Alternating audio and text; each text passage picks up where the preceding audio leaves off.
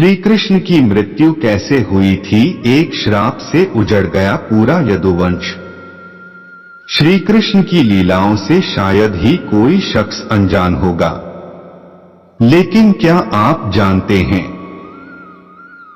कि कृष्ण की मृत्यु कब और कैसे हुई थी? वो कौन था जिसके हाथों श्री कृष्ण की मृत्यु हुई? मानवता और मानव जाति को लगभग नष्ट कर देने वाला कुरुक्षेत्र का युद्ध शांत हो चुका था।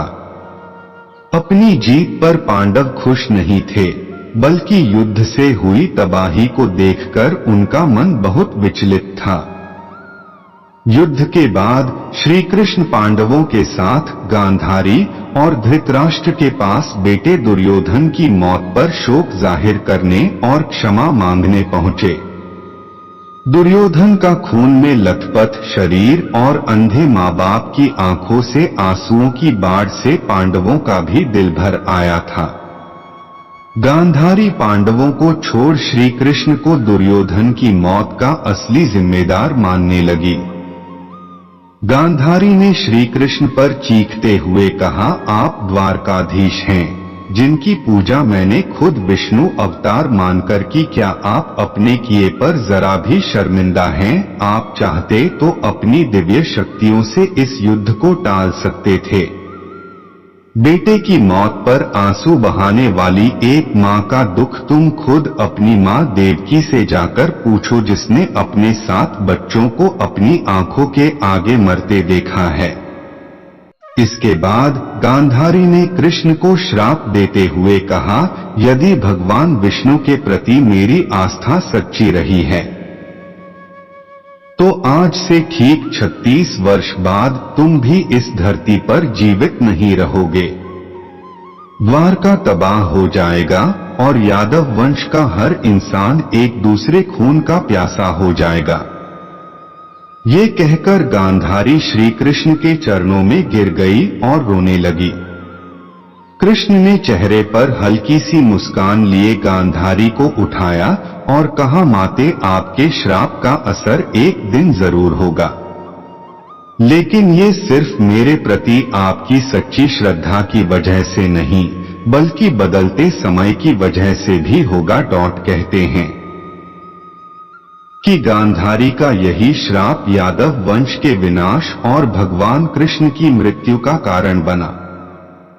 कई साल बीतने के बाद श्री कृष्ण के पुत्र सांबा गर्भवती स्त्री का वेश धारण कर ऋषि मुनियों से मिलने गए। ये देखकर ऋषि भड़क गए और उन्होंने सांबा को श्राप दिया कि तुम एक ऐसे लोहे के तीर को जन्म दोगे जो तुम्हारे कुल साम्राज्य का सर्वनाश कर देगा।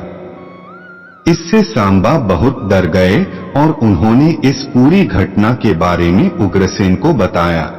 सांबा को इस श्राप से बचाने के लिए उग्रसेन ने कहा कि वो एक तीर का चूर्ण बनाकर उस प्रभास नदी में प्रवाहित कर दे। ऐसा करने से वो श्राप मुक्त हो जाएगा। जिस इलाके में इस चूर्ण को जमा किया गया था, वहां एक खास प्रकार की घास उग आई। ये देखकर उग्रसेन ने कहा कि यादव राज्य में किसी भी प्रकार के नशीले पदार्थों का उत्पादन और वितरण नहीं किया जाएगा।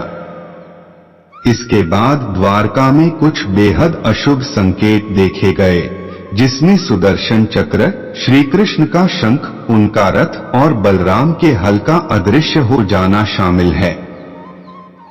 द्वारका में अपराध और पाप बढ़ने लगे थे। ये देख श्री कृष्ण परेशान हुए और उन्होंने अपनी प्रजा से प्रभास नदी के तट पर जाकर पापों का प्रायश्चित करने का आग्रह किया।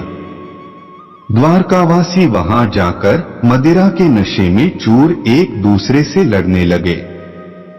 गांधारी के श्राप के अनुसार यादव वंश के सभी लोग आपस में लड़कर मर गए। इस घटना के कुछ समय बाद श्री कृष्ण एक पेड़ के नीचे योग समाधि ले रहे थे। इसी दौरान जरा नाम का एक शिकार वहां हिरण की तलाश में आ गया। जरा ने कृष्ण के हिलते हुए पैरों को हिरण समझा और तीर चला दिया। इसके बाद शिकारी श्री कृष्ण के पास पहुंचा और अपनी गलती के लिए उनसे क्षमा मांगने लगा। तब श्री कृष्ण ने उसे सांत्वना दी और बताया कि कैसे उनकी मृत्यु निश्चित थी। श्री कृष्ण ने कहा, त्रेता युग में लोग मुझे राम के नाम से जानते थे। राम ने सुग्रीव के बड़े भाई बाली का छिपकर वध किया था। अपने पिछले जन्म की सजा उन्हें इस जन्म में मिली है। दरअसल जरा ही पिछले जन्म में बाली था। यह कहकर श्री कृष्ण ने अपना शरीर त्याग दिया। श्री कृष्ण की मृत्यु को ही कलियुग की शुरुआत माना जाता है। दोस्तों, यह कहानी आपको कैसी लगी कमेंट बॉक्स में जरूर बताइएगा। वीडियो अच्छा लगा हो तो वीडियो को लाइक और शेयर करना ना भूले। चैनल पर नए हैं तो चैनल को सब्सक्राइब करें, बेल आइकन को जरूर दबा दें ताकि अगली वीडियो का नोटिफिकेशन आपको मिलता रहे। वीडियो को देखने के लिए आपको धन्यवाद।